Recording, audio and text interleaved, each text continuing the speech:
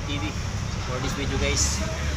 Isang mabilisang tutorial sa inyong lahat. So may Bajaj Sari po tayo guys. So ayan, main back camera. Ayan guys, Bajaj Sari Twin Spark. So start natin guys. Ang problema nito guys ay namamatay at may sumisingaw. Ayan guys, pandarin natin. On. Yun o. Ayan, parang walang minuro.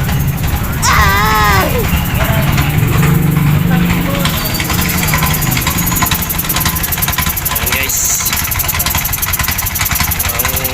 May singaw guys. So ang problema nito guys is ito. Ang kanyang total body lumuwag lang. Nakikita nyo ba ang nakikita ko? Wait lang, patayin ko muna yung ating makina.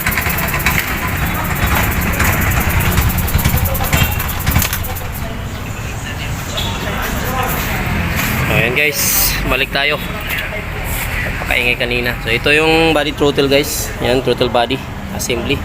So nakikita nyo ba parang umaangat itong kanyang throttle body. Ayan. So tatanggalin muna natin to at luluwagan at tatanggalin at idiin natin yung kanyang throttle body. Ayan guys, oh. Nakaangat na guys. Ayan oh. Ayan oh. Yan. Yung isa niya guys kung bakit wala siyang minura at namamatay at may singaw. So yun guys, ginamitan ko ng may huwagang Allen wrench. Hinigpitan ko ang ating throttle body assembly. At ngayon ay ating paandarin. Ayan guys, paandarin natin ang ating Bajaj RE. Ayan, subukan natin guys. Yun oh. Wow! Hindi naman, wala nang singaw guys at hindi na siya namamatay. Ayan.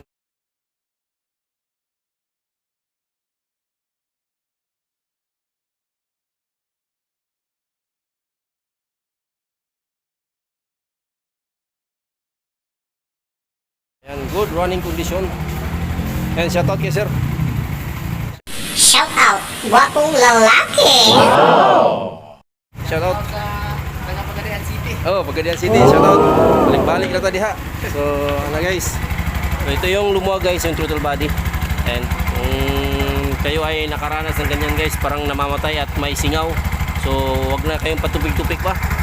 Kuha na kayo ng Allen wrench at higpitan ninyo ang ating assembly throttle body. So, yun lang guys. Ride safe everyone and peace out. Bye. Yan na.